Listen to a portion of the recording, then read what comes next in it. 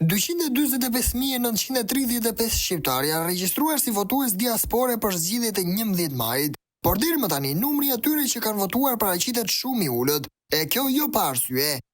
Sipas të dhënave zyrtare nga KQZ, 68.380 shqiptar që jetojnë dhe punojnë në Greqi janë regjistruar për të votuar, por deri më sot, që data është 5 maj, vetëm 23.640 ose 9.6% kanë votuar, pasi problemet e raportuara prej tyre janë të shumta.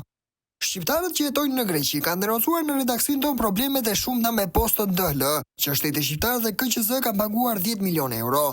Shumë prej tyre thonë se posta nuk u ka dorëzuar në adresën e caktuar zarfin, ndërsa të tjerë nuk e kanë marrë personalisht në dorë zarfin, pasi postierët i kanë lënë këto zarfe tek dera, tek fqind, në obor, edhe pse kontrata parashikon dorëzimin individualisht në dorë çdo qytetari. Ndërkohë të tjerëve nuk u ka ardhur fare zarfi në shtëpi, edhe pse të dhënat e adresës janë të sakta e fikse, ashtu siç përdoren për qëllime të tjera. Por jo vetëm kaq, pasi disa prej tyre po votojnë pa votuar. Disa shqiptar kanë treguar se edhe pse zarfat nuk u kanë ardhur fare dhe s'kan votuar, KQZ u ka dërguar mesazh falënderues për votimin.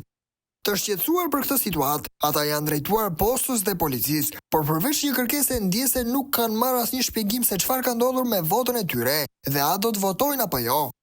Denoncimi i parë, jemi 12 familje, kemi vajtur 3 herë që të tërheqim zarfat, dhe që të treja na dhanë adresat falso, nuk i kemi marrë akoma. Jetojmë në Athinë, në lagjen Palio Falliro. Kemi marrë në qendrën e DHL-s në Athinë dhe na dërgojnë në adresa të ndryshme që s'ka zyra fare. Jetojmë 25 vite të mos dim adresat dhe në email që tregojnë adresat janë të sakta.